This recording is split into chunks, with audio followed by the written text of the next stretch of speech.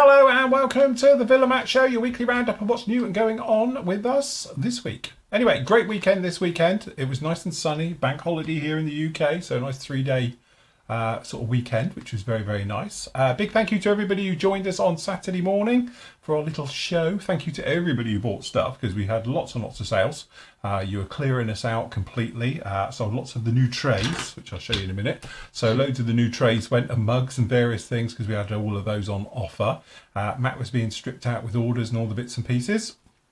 I take it. Yes, we lots of kits going out. Very, very busy. Yeah. So I must admit, Postman hasn't done a pickup today, but we've already dropped off one load, which we did on Sunday, and but I'm waiting for it to turn up. So I'm a bit teetering here. Hopefully he'll turn up. If not, I'll be buzzing it down the sorting office at 4 o'clock.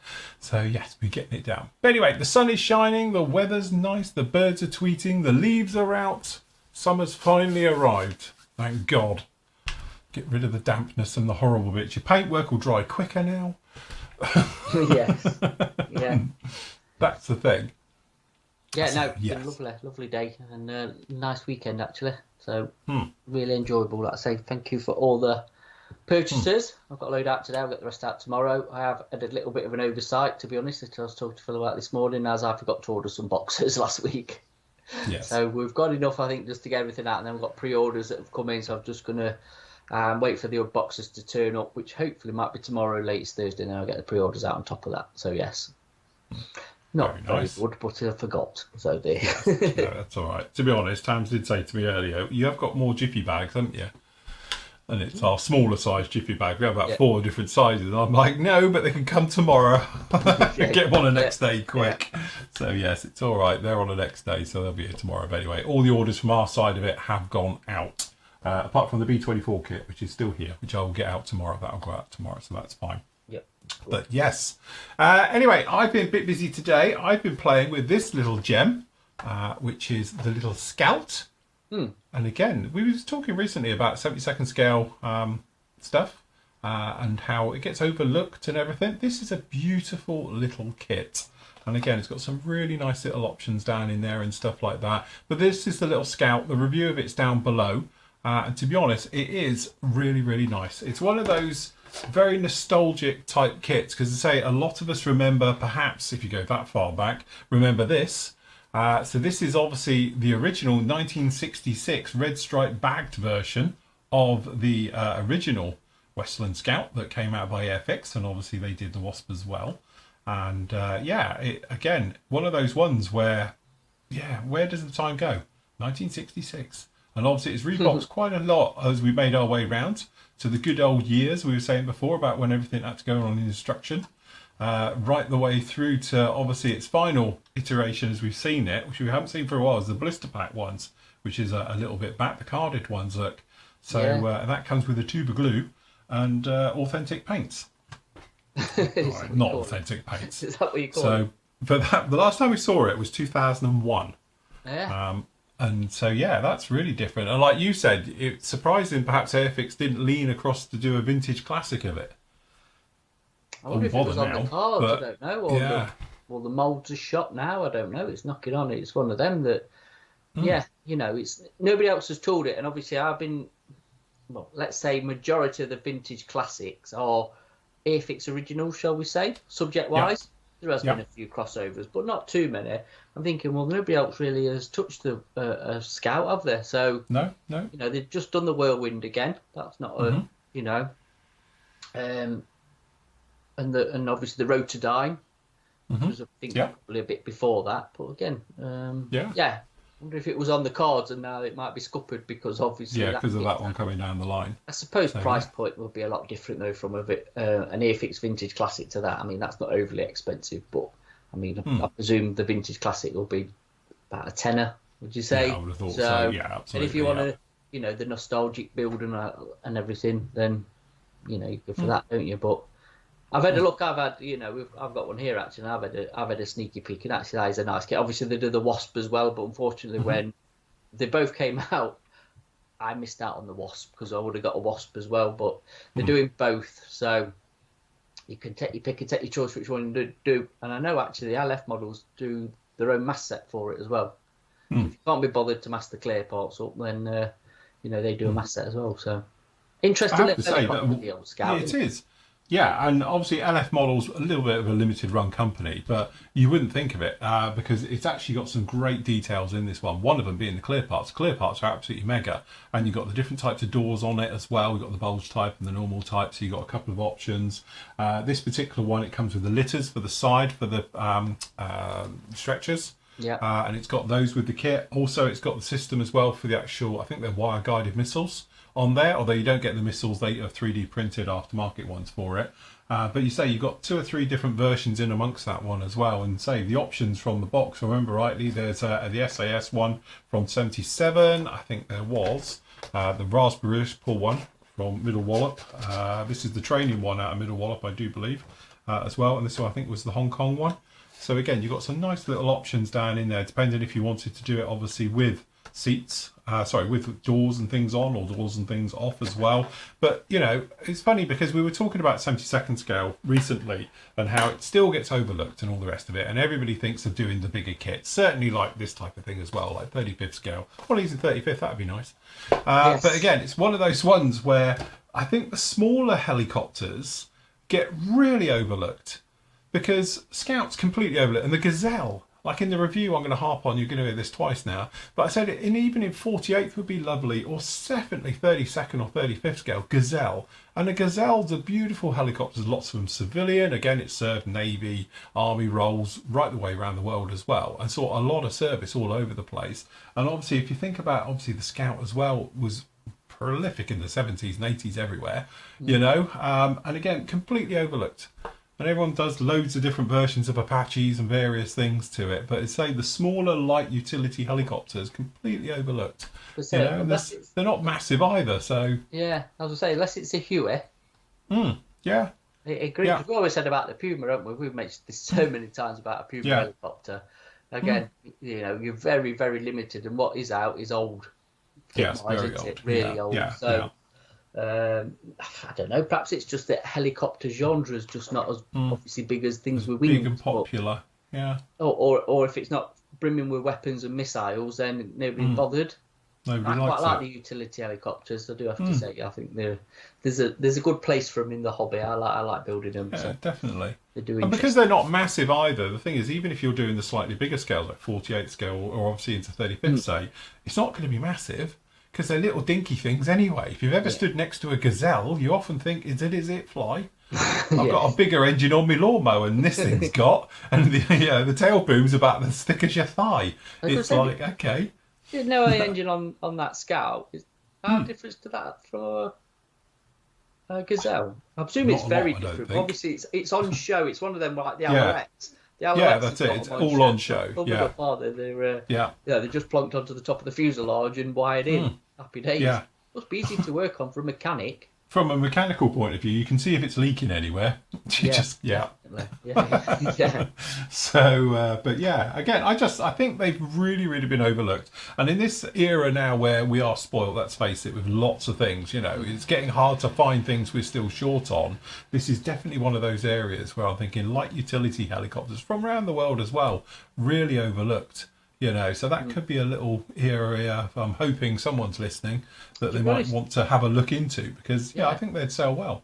Have you actually seen the rest of what LF models do? Because they do some interesting, interesting kits. Because I was looking, and they do a really early, like, flying banana. Yeah. Before a flying banana, let's just made out of canvas and a bit of scaffolding or something, which is... Yeah, that's right. Anybody would get in that. That twin rotor thing, it just looks proper rickety. And then they do... another sort of utility helicopter, don't they? From I presume the 60s and 70s. I can't remember the name of it, but again, there's some interesting stuff. That's what I like about the limited run sort of, manufacturers, because they will delve into things that no mainstream one would ever go near. No, that's it. So you do get your original releases from them, Yeah, definitely.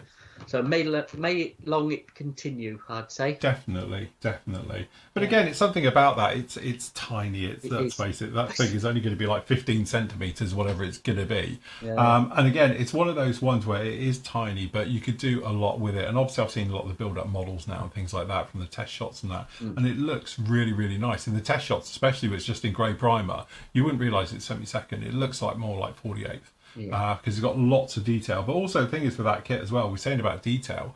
All right, the instrument panel's a bit basic, but the center console is beautifully done with raised details. The floor is really, really nice. The bed for where the engine is as well, that's really, really nicely detailed. So again, it's one of those ones where it's on the cusp of greatness, literally. And I think really, it'd be nice if somebody did tackle an aftermarket colour instrument panel. I think that would be quite nice for it, just to finish it off, because say my figure and hand painting skills in there would be rubbish. So if somebody did a nice one for it, I think it would be absolutely fantastic. But generally, it's just really nice to see scouts back out and doing their bit and everything. I know I spoke to Airfix about doing one and got shot down, but just what I'm thinking, obviously we are on about 3D printed decals and instrument panels and stuff. Actually, unless you get into the bigger helicopters, there's not a lot for helicopters, which actually would benefit because they're normally quite glazed. On show, they're on show. You can see them. All right, it's a bit, it is small, but again, if you had a 3D printed instrument panel or whatever, that you could probably see it because obviously it's got options with no doors on it. Yeah, absolutely. Yeah. You know what I mean? So, and even with the doors on, there's a lot of glass in there that you still see. From the back cabins, all glass windows, and then obviously with the side ones as well, you would still see in there. So again, it would be an easy upgrade for me if somebody said, "Oh, and there is like a mask set." Yes, I'll take them. Take my money, because I don't want to mess around with that in there. So definitely. But no, well done, LF Models. I like it a lot. I think it's a really nice, very cute kit. Where are they manufacturing LF Models? Are they Polish, Ukrainian? I think are they Czech? Czech? I don't know, to be honest. Czech? I thought LF Models was Czech. Czech Republic, yes. Czech Republic, okay. Yeah. Yeah, that makes sense. Yes, pop along to lfmodels.com. Like we were saying with obviously the old Eastern European countries, if you want to call them that now, but yes. They're the ones who do all the interesting stuff, don't they? Let's be honest. Yeah, and they do really interesting, good, cool stuff. So, yeah. Is there room for weight? Because I presume that's a tail sitter. I don't know if it would be. The boom's very small at the back. It doesn't mention weight. Yeah, a Gazelle is, admittedly, but that's got a bit more meat down the back end. I don't know, actually. It might be worth... You could do it, because I think there is a little bit of room under the floor that you could probably slip something in, but there's not a lot to hide. Yeah, you can't just chuck it in, what I was asking, so from that point of view, yes, there's not a lot in there. And again, the only thing is the rotator's a little bit basic, but I forgave it when I did the review because obviously it's scale, 70-second scale. You don't want too fiddly because it'll just be a nightmare trying to do it. But nice in there. But in the kit, you do get both tails because obviously the biggest difference between the Wasp and the Scout, apart from the wheels, is the tail because it's got a completely different tail to the rotor head. And I always describe it as the Wasp. It looks like a Stinger because it's literally half the size.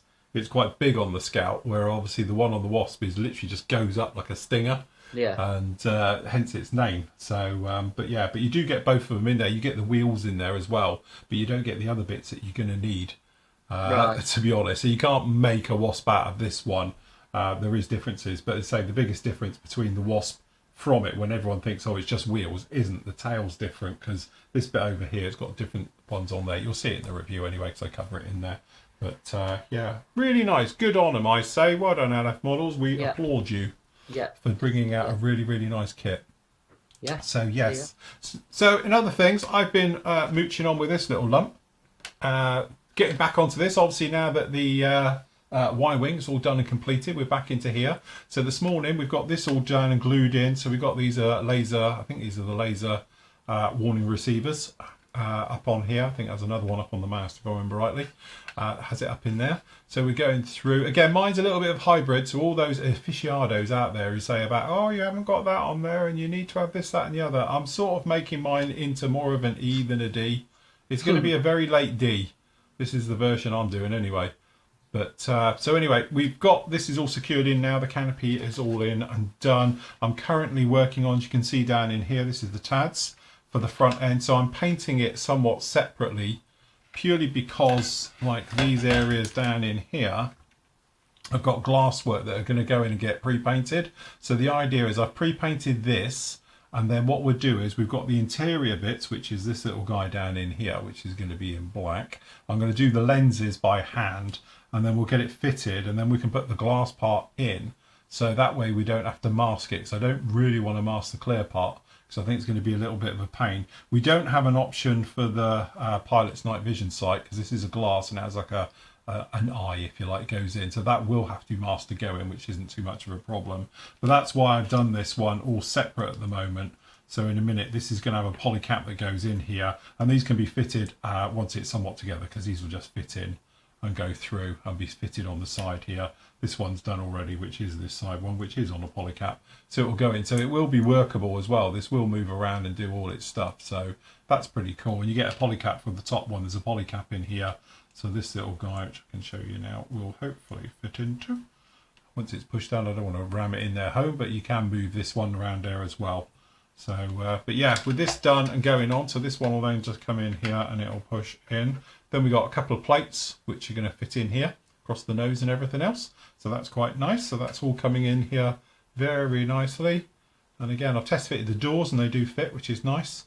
So yeah, pushing along with this one. So next part technically is all ready. It's going to be up with you. I'm working on the TADs now. We're going to get all this sorted. Then we're going to get going on the gear. So we get the gear. Then we're going to be working on the gun.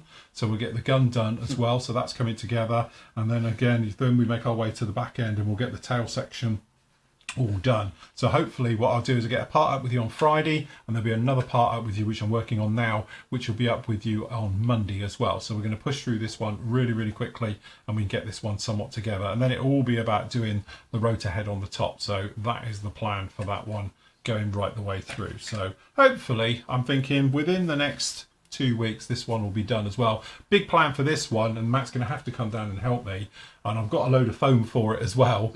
I'm planning on doing a diorama base for this like it's in a FARP. That's a FARP, not a fart, because that's completely different, but a forward area aerial refueling point, and a weapons thing. So what I want to do is like a concrete stand in the middle, like a little rectangle for it, then have that gravelly stuff, you know, looks like ballast around the outside.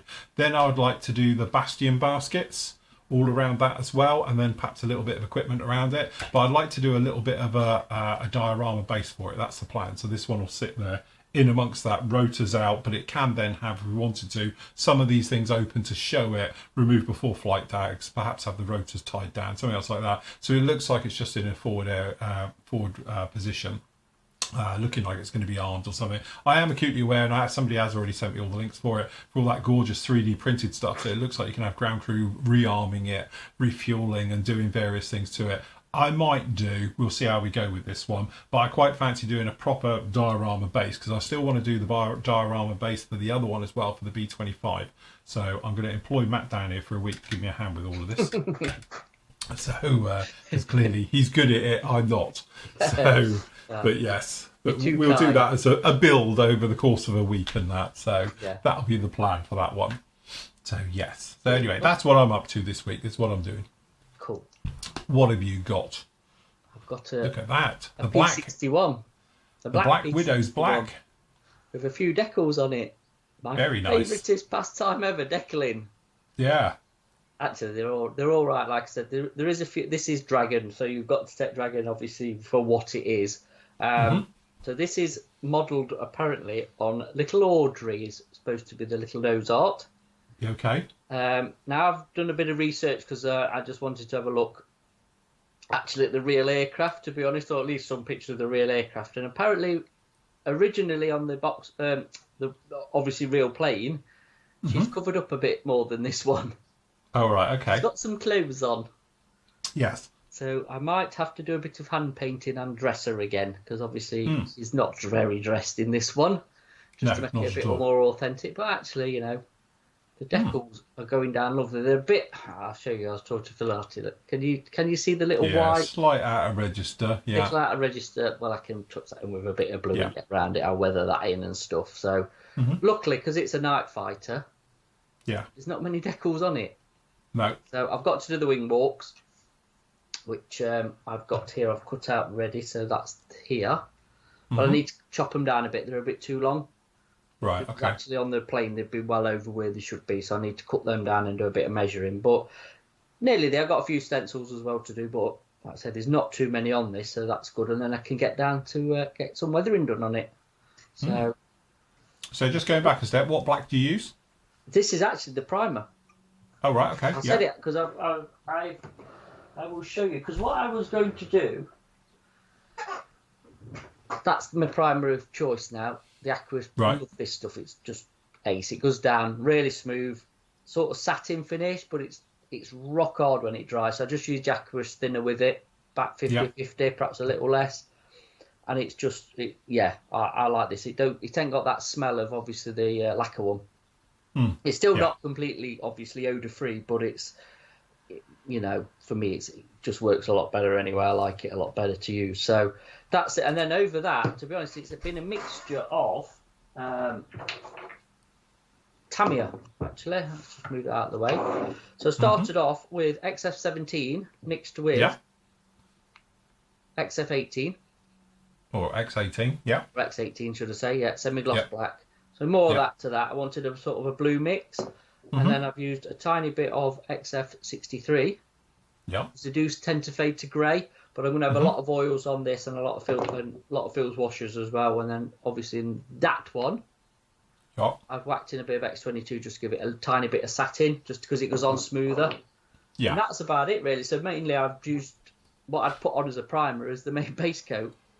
It's a bit pointless painting it all black again when it's already black. Well, yeah, it's no point going black over black. Yeah, absolutely. Sort of one of them moments of when I was thinking about it. Why am I just going to repaint? Because I did think about doing it in XF85 with Marie. And then I thought, why? You've already painted it black. Just break it up a little bit. And to be honest, most of the heavy lifting of the weathering is going to do with oils and flooring wash. So instead of faffing around like for hours on end in the spray booth, like I say, the oils and the wash will do it anyway.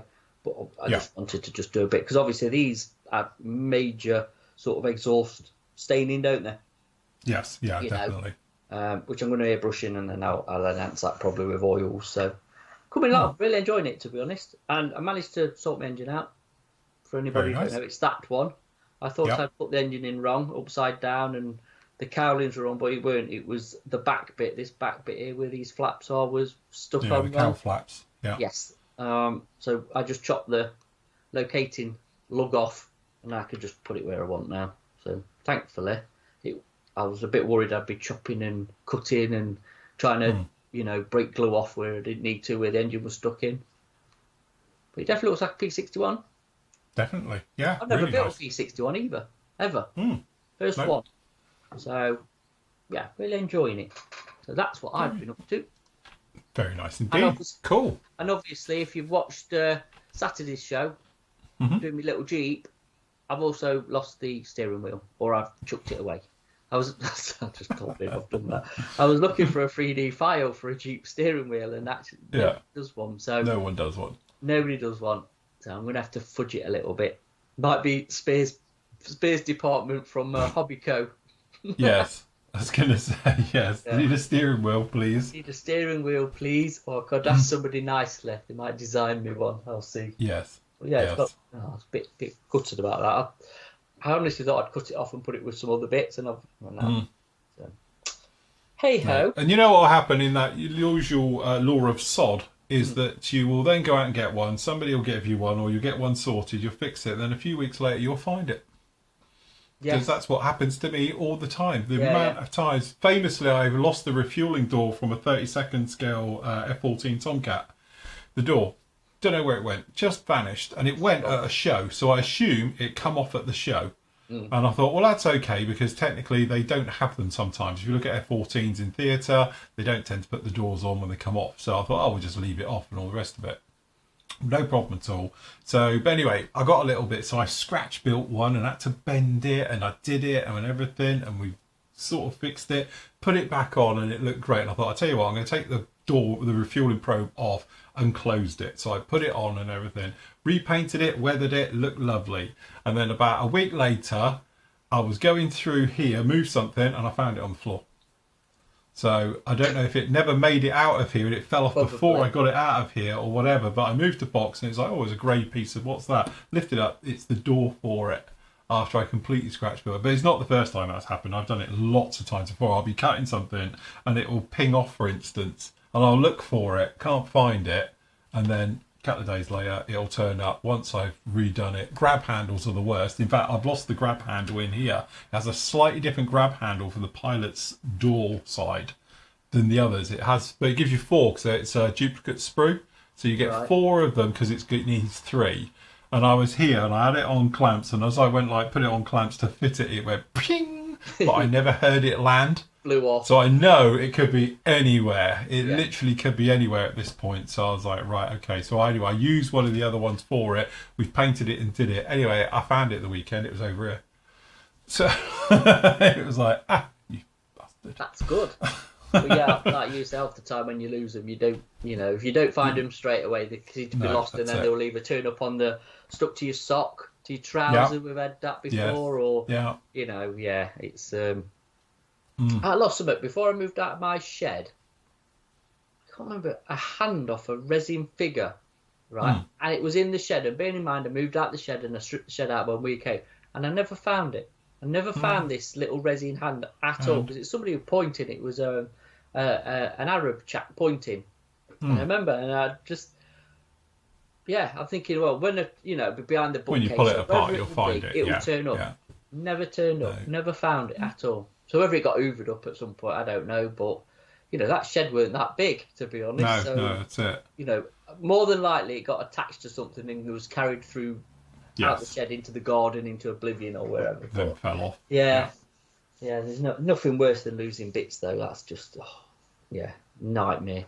It is a nightmare. No, and sometimes you lose a bit, and it's quite critical. Yes. Sometimes you can work around, like grab handles, just make new ones and stuff on various parts. But it's the bit where you lose quite a critical part, and it stalls your build.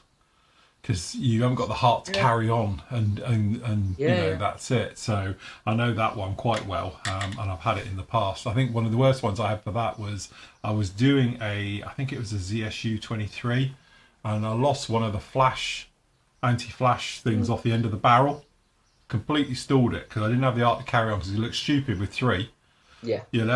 So, and it was like, that's literally something so small, and stalled it for absolute ages and ages and ages until somebody, I think it was one of the members, kindly donated me one of they had a smash model, cut the barrel off and sent me the entire barrel, and I just took the flash hider off the end and then put it onto it. But at the time it was completely stalled because you lose your mojo and your willingness. You're like, I'll stop it, don't care, I won't bother with it anymore. So luckily there's some nice people out there. Yeah, it does stop you in your tracks, doesn't it, when you lose a valuable part. But so if anybody's got a spare steering wheel for a Jeep, a Willys Jeep, let me know.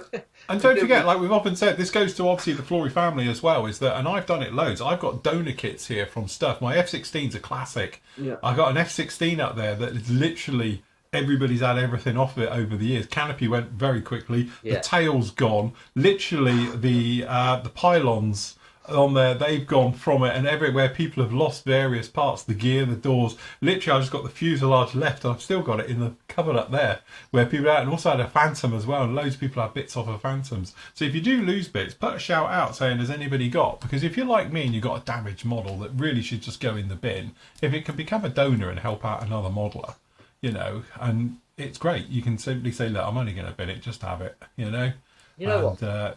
It's a brilliant way of doing it. Just a thought, perhaps we ought to set up something on the site. Yes. On the forum of a boneyard. A boneyard, basically, the boneyard. I might do that this week. I'll do it for the weekend, for Friday's update, and I'll do us a boneyard area. And people can put up, if they've got a kit that's just gathering dust, and then perhaps people can scavenge bits off of it. But instead of just being binned, you might actually help out another modeler who's deeply in the shit, Yeah, well, that's the thing. That's what it is. I really, really need to have a cull of some stuff at work, so that might be a good idea, actually. I think just donating if anybody wants some, or they are going in probably landfill. I'm going to keep some of the favourites, but it's getting to a point now where there's a lot of built kits, and they need to be properly cooled. So, I'll put it up there if anybody's got kids, grandkids who want some time off the ceiling or whatever. I don't know. There's always somebody in there. It'd be a shame to chuck them, but I can't keep them forever and ever. So no, that's it. Cool. Cool. Right, just last up, a couple of little housekeeping type things. Obviously, the flooring models work tray. Obviously, it's one we spoke about. Yours will be nicer. This is because I've had mine ages, so it's got a bit dusty and everything. But it's a metal tray, steel tray. It's not a sticker. It's actually fully printed and done for us, as you can see down here. So they're great for tools. They're great to put your parts in. You can bang a magnet onto it and you can go. I can't remember the size now. I think it's, what is it, scale? 18 centimetres by 14. So it's not massive. All right, it's actually this big. So this is what I use mine for, pyrometry. But again, you can put all your tools in it and all your rest of it, and it's great. But you can put your small parts in it as well if you wanted to put your bits in there. But it's quite handy when you want to keep all your tools together and all your stuff. You can just pop them in here as well. So that is up on the site right now. It'll cost you £8 odd in your £8.25. There it is. So if you do fancy getting one of those, we've only got 100 in. I got 100 in just to see what they're like. To be honest, it's the minimum quantity we could order. So I've got 100 of them to have a go. And again, if you are into your RC stuff as well, great thing is if you bung a magnet onto this, the entire thing's magnetic. So your screws don't wander. So that's what I love about them as well. So steel trays, magnetic trays, they're great. So if you do want to get one of those, they are available on the actual flooring model store. Just pop along to the site, pop into store, just down in here, and then zip to the bottom. The sale has ended now. Obviously, I've ended it, but it's just down in here as well. So we've got 56 still available. So if you want to grab any of those ones, you can do. All right, so it's up on the site just with you right now. Over on the PM side of things, the sale continues. This isn't just a big sale, it's a massive sale. So it's the last remaining bits left over from the weekend sale. So we've still got a little bit of mini art available for you. So if you want to grab any of these, you can see it's got some real good deals on here. Normally 55 quid, we've got them up at 33. So if you want to grab any of these ones, you can do. As I say, grab them because they are limited. Once it's gone, they have gone. So we've got some various things like drums and fences and stuff. So yes, various nice stuff. A lot of it's gone though, to be honest. It has. It's tiny massive, compared to massive the load we had up there. So, but if you do want to get them, grab them quick. Once they're gone, that's it. It's gone. All right. So we've got those down in there. Same goes with ICM. We've got 30% off of all ICM as well. So if you want to grab any of these, this is just what we got left over from the weekend as well. So there's not a lot left at all. All right. So if you fancy grabbing any of these, grab them before they go. Because as I say, once it's down, it is definitely gone. It is. All right there. And also we've got our remaining stocks of the Real Colour, AK Real Colour paints. Yes. So again, this is because we're preparing our way for the normal, the new version of, which is the same paint, just different bottles. But obviously we've got a new rack and all the rest of it. So anyway, if you just pop down in here, what you see is what we've got. If we're out of stock of it, it will be removed from here, all right? But again, like we were saying, what I'll probably do is keep them and decant into them from the big bottles into the little ones, because that way you can just tip these back. So I do intend to probably keep mine, because also they look nice on the shelf. Well, just point as well, a lot of the colours we got left, like I said at the weekend, is the colours that's been discontinued. So yes. It was the slower sellers anyway in the range, but a lot of these colours now are not coming to the new range because they've dropped a load. Yeah. So, you know, if there is anything there you think you might need or use, then I'd grab them. Like I say, like because silky grey. once they've gone, that's it. Yes. They're not coming back. So, yes. So So again, keep an eye out for these. If you do fancy, you see any of these and you want to secure, then get your orders in quick. All right. So there we go. So a nice little thing on that one. So you say 15% off all the Real Colour stuff as well. So just pop along to the pmmodelsuk.com store. Obviously, we've got all your other stuff as well. So we've got your tools and all your stuff as well. So you can just pop in and grab all your various tools and bits as well. So if you want to grab any of those ones, you can do. Do you just want to talk about what you showed me earlier? Yes, I've just got myself upon on. So have you got them on? Sorry, wrong one. There we go. Yeah. So we've got some of these. We've had them in before, and obviously sold out. So we've got them back in again, which is the really fine razor saws from Airways. Let me just put my camera out a smidge. There we go, that's better. So we've got 3 different sort of flavours. Yes. Into these. I've got them too. Have you got some too? I have got some too. Yeah, I've got some here. Cool. So Phil's going to do a review. And chop, okay. And chop Buster up again. A chop Buster. Do you know what? I think that's what happened to Buster the first time. Yeah, I think it was in a review, but yeah, I've got some of them down here as well. I've had mine for a while. So the different tool ones. Reviews need to come back, don't they? We're going to start doing tool reviews again. I know you started with the DSP stuff, but you know, little fine razor stuff. There is these old chestnuts, isn't the old CMK? Yeah, yeah. Really, really popular. But yeah, if you want something a little bit different, then the Airways do a selection as well. So useful to have in your toolbox, I think. Yes, definitely. There you go. Yes, we've got Yeah. these ones. Very smooth, ultra smooth, all the different sizes and bits. So, yes. But no, I would like to bring back Tool Tuesday, I must admit. It's something I've been thinking about for a while now, because tools, everyone loves tools. And being a complete hoarder, I love tools as well, clearly. I've got bloody tool chests full of them. Me too. I've got drawers full of tools and bits and bobs. So yeah, I'm the same. I've got more saws and saw blades than I'll ever use in a lifetime, but you never know, do you? This is the thing. You need it, that one job, I might need it. It's like saving nuts and bolts and screws, isn't it? Just in case. I've had it for 25 years, but you never know. Well, this is it. And also, I have this thing about tiny nuts and bolts, as you know, and I've taken you around before, but my other tool chest I've got is full of boxes of said things, like 1mm grub screws, because it might come in handy, and they do occasionally. To be honest, I lost one out of something the other day, and I was like, do you know what? It's okay. I've probably got, and literally I did my usual. I was going through it all, and it's a case of, and this is how bad I am, because I've literally got boxes of tiny screws. I've got, and this is just out of one drawer, and I've got 3 drawers of them, and it's literally nuts, bolts and screws. This is all grub screws. These are flushy type ones. These are the knobbly type ones, and hex drives and tamper-proof screws, because they're great for greeblying and stuff. But I see these online, and I'm like, I've got to buy them. So, it is, yeah. So I am very, very bad when it comes to these things. Yeah. But some of them are so small, honestly, I think my eyes wouldn't cope with it anymore. So I don't go that small. So anyway, good job. Anyway, we will leave it right there. Thank you very much for joining us this afternoon. There's no other shows officially. Obviously, I'll be back for reviews and obviously vlogs for the members. But we'll be back with you on Friday. We've got the next part of the Apache. We'll be up with you on Friday. Be another part of the Apache on Monday as well as make our way through. Matt, you got a vlog this week, possibly? I've got a vlog. Well, yeah, I've got sort of a vlog build of this. Andy's just going to stick a thumbnail on.